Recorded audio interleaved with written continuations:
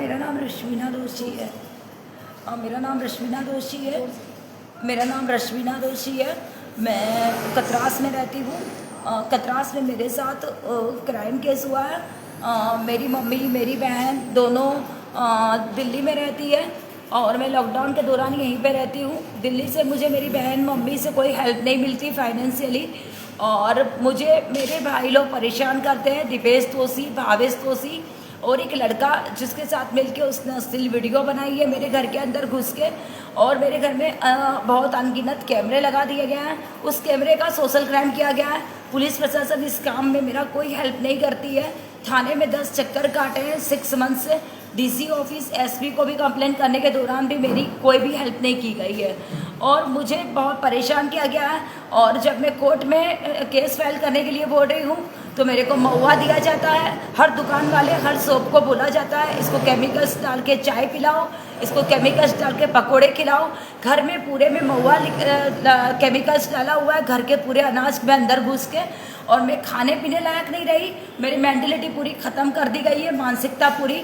और मुझे बोलते हैं हम तुम्हें मार डालेंगे, ये बात बोलते हैं घर के पूरे लोग और घर के बगल में जितने लोग हैं कि तुम मर जाओगी तो तुम्हें चलाने के लिए हम आ जाएंगे, ये बात बोली है।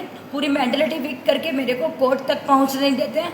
आज बहुत मुश्किल से मैं कोर्ट पहुंची हूँ। धनबाद में मैं जब चाय वाले के पास खड़ी रही, 2 लड़के मेरे मुंह पे सिगरेट का धुआं फेंकते हैं और बोलते हैं इसके चाय में केमिकल्स डालो। जब मुझे चक्कर आने लगे तो मैंने कोर्ट में नींबू पानी पिया यहाँ आके। तो प्लीज़ मेरी कुछ हेल्प की जाए इस क्राइम केस में। ये बहुत बड़ा क्राइम केस है, इसका सोशल क्राइम किया गया है। मेरे नहाने के जगह एक लड़की के सोने के जगह कैमरे लगा के इसका सोशल क्राइम कर दिया गया है। वो आपका अपना भाई है क्या? वो जो भी मेरे भाई है दीपेश तोसी, वो मेरे खुद के भाई नहीं है, मेरे चचेरे भाई है। तो वो आपके साथ गलत क्यों करना चाहते हैं? मैं वो इस प्रॉपर्टी में कागजात नहीं है, घर के पूर्वजों की प्रॉपर्टी है, सालों की, 100 साल की। वो चाहते हैं इस घर से मैं निकलूं और मैं घर की चाबी दूँ उसे। जब मैंने इनकार कर दिया तो उसने कैमरे लगा के अश्लील वीडियो बना दी। मुझे बेचलन प्रूफ करने की कोशिश की गई और इस घर की चाबी उन्हें दे दे, वो बिजनेस करेंगे। रोड पे घर है, इस घर की वैल्यू कम से कम 50 लाख से ऊपर ही मिलेगी। इसलिए वो इस क्राइम केस को अंजाम दे रहे हैं इस प्रॉपर्टी के लिए। किस प्रॉपर्टी के तुम्हारा कोई अधिकार नहीं है। तुम अपने बहन और बनोई के साथ ही रहोगी और 2 रोटी खाने से मतलब रखो, तुम्हें जॉब करने की कोई दरकार नहीं है। तो अभी आप अकेले रह रही हैं? बिल्कुल, मैं अभी अकेली रहती हूँ, पूरी तरह से अकेली हूँ। और रात को घुस घुस के मेरे पे अटैक करते हैं, मेरे पे मारपीट करते हैं और मेरे पास के जितने पैसे चोरी कर लिए। बैंक अकाउंट सील कर दिया गया है कि जाओ केस करो। वकील तुम कैसे खरीदती हो हम देखते हैं, कैसे वकील को तुम पैसे दे के भी काम करती हो। अभी फ्री कॉस्ट वकील भी मैं काम कर रही हूँ।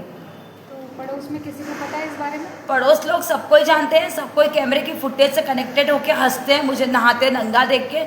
यहाँ तक कि दीपेश दोषी की वाइफ, लेडीज़ लोग, सारी लोग एक दूसरे को देख के हंसती है।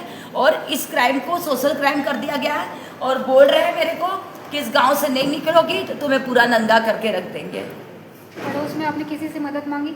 पड़ोस में कोई मदद नहीं करते हैं, उल्टे बोलते हैं घर खाली करके अपनी मम्मी और बहन के पास चल जाओ, हाँ वहीं पे रहो, नहीं तो फिर जान से भी जाओगी। अभी तो दिमाग से गई हो, अभी जान से भी जाओगी। अच्छा, आपने माँ बहन से बात की इस बारे में? माँ और बहन से बात की। माँ और बहन ने बोला कि यहाँ के चुपचाप रहो, 2 रोटी खाने से मतलब रखो। मेरी माँ 70 ईयर्स ओल्ड है और मेरी बहन को, मतलब मेरी बहन मेरे को 500 की नोट देती थी पहले लॉकडाउन के दौरान कि 500 रुपये में तुम जो खा सकती हो तुम खाओ, मुझे इससे कोई मतलब नहीं है। 500 रुपीज़ कोई मंथ का इनकम नहीं होता है, मेरे पास कोई इनकम नहीं था। 500 रुपये में बिस्किट चाय खा के, पकौड़े खा के दिन रहती थी। 500 रुपये बहुत मुश्किल से मेरी बहन से मैं मंगवाती थी, वो देना नहीं चाहती थी वो भी। अभी मैंने 5000 की जॉब में लगी तो बोलती है जॉब नहीं करनी है, यहाँ के 2 रोटी खाने से मतलब रखो। बाप की संपत्ति पे तुम्हारा कोई हक नहीं है, तुम मेरे पति और मेरे अंडर में रहोगी, जबकि उसका पति मेरे से मारने पीटने की बात करता है।